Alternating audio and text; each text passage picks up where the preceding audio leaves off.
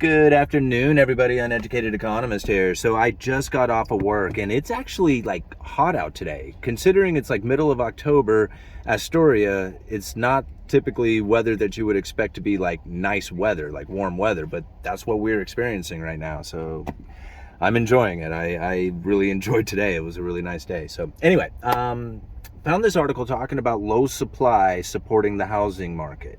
And this is something that we have talked about quite a few times here on this channel, because the idea that the Federal Reserve was going to be lifting interest rates, when you lift interest rates, that causes interest rates on everything out there. Car loans, credit cards, mortgages, all those interest payments start to go up as well. So if you have a fixed rate, then it doesn't change when the interest rates go up. I mean, you're fixed in that. But when you're buying a new house or just taking out a mortgage on a house, the new interest rates are much higher and the payments that you make are much higher than they would have been even just last year. So the idea is that if these interest rates rise, the people who are out there buying homes wouldn't be able to afford those payments, and the house prices would have to come down to meet the capabilities of the buyers. So this was kind of like the idea out there that if the Fed lift interest rates, then the house prices would have to come down in order to accommodate the buyer. But that's not what's happening right now. I mean, home prices are not increasing at the rate that they once were. And in some areas, I have heard of them actually coming down some. But we are not seeing that market crash that a lot of people were anticipating when the Federal Reserve started to lift interest rates. People said that if the mortgage rates ever got up above 5% or 6%, that we would see a total housing market crash. It's not happening. It's not even remotely close to happening yet. Now, in my opinion, in order to see that housing market crash, we're going to have to see a few more things other than just interest rates rising.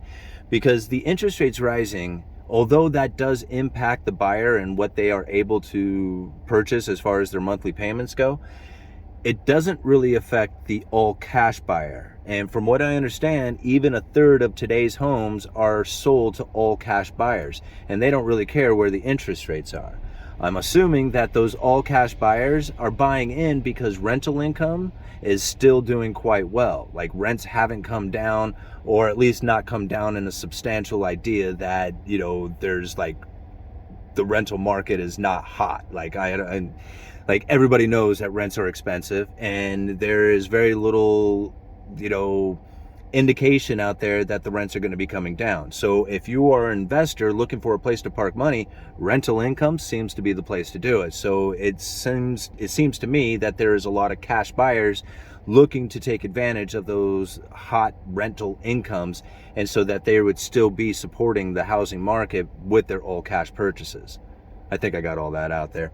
Anyhow, so that leaves something else to take into mind if we are going to see like a housing market crash. So if it's not the interest rates that are going to do it, which they still could, I mean, give us some time, we might see that, housing churns dramatically over the next year. I mean, that still could take place. I don't see that taking place yet, but it could. But really where I think that we would see a housing market crash, or at least a significant downturn in prices, is if we begin to see foreclosures. And now this is something that I think is going to take some time in order to kick into gear as far as foreclosures on homes go, for a couple of reasons. One, the home prices are still elevated. And so in order for there to really be a foreclosure, you would have to have somebody go like underwater on their home. Like they just simply couldn't make the payments anymore, and they wouldn't be able to sell it for what they owe on it. That's not the situation right now. I mean, if home prices do come down and people begin to get laid off, then that situation could come up. But right now, home prices are still elevated. So even if you were to, say, lose your job or weren't able to make your payments, you could just put your house up for sale. And most likely, unless you have purchased it in the last year or two, you're probably going to be able to sell that for more than what you owe on it. Even if you had to take some money off of it, like off of the estimated value of today's value, even if you had to take some of that off of there, you're probably still well above what you owe on it. Unless you had refinanced or and took out all the equity or something like that. Which, I mean, if that's the case, then yeah, you're probably going to end up hurting for that.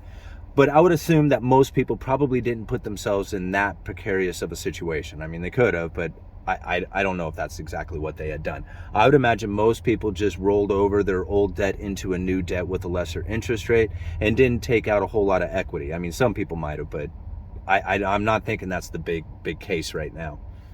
So that's really what we're going to have to look for in order to see like a nice downturn coming from the foreclosures, is that we would have to see not only people being laid off, because that's going to be the reason why they're going into foreclosures, because they're not making their payments anymore because they have lost their job.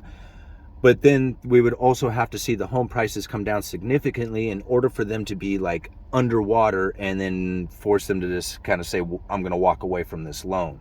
So that's still like a long ways away. Like it's going to take quite a bit to get to that position. One, raising the unemployment, which still doesn't seem to happen, and then two, getting those foreclosures to kick up, or at least the home prices to come down.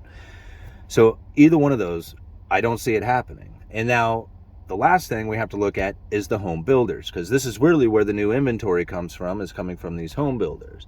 And they are not excited right now. I mean, just go and look at the builder sentiment right now. It's pretty much in the toilet.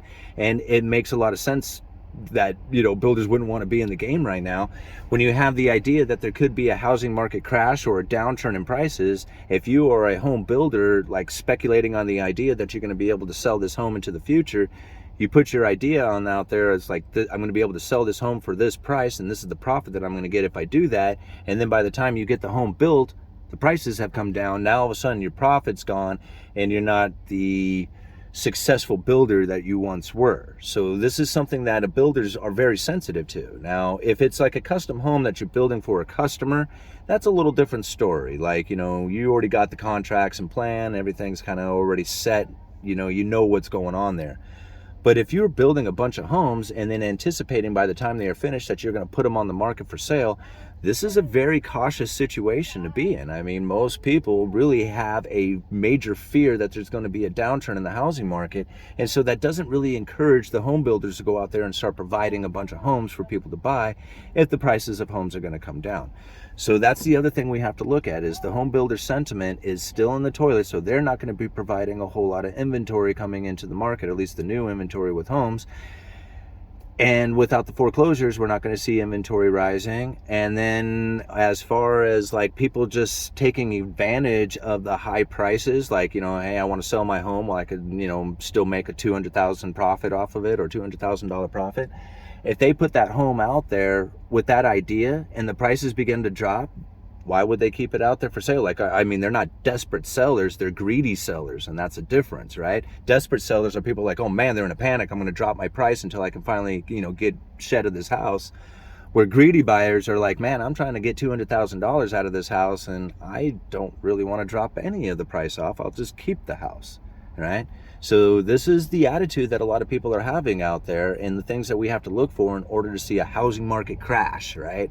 I mean, a downturn, I could totally see that taking place. The prices have been like gone crazy over the last few years. Like even the purchasing of my house, the one that I just did, it's about a year ago right now. In fact, it's probably the anniversary of me purchasing that house.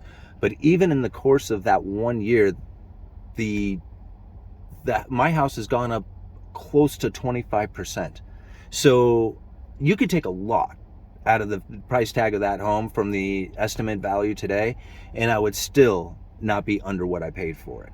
So that's something to think about. There's a lot of people who are still sitting in that position. Home prices could come down, but as far as the crash, I mean, you got to think, we got to bring out the irrational exuberance part of things, right? Where these prices went off the charts. We got to come down to normal, and then we got to go under normal for there to be like a crash, at least in my opinion. Uneducated economist, you guys let me know.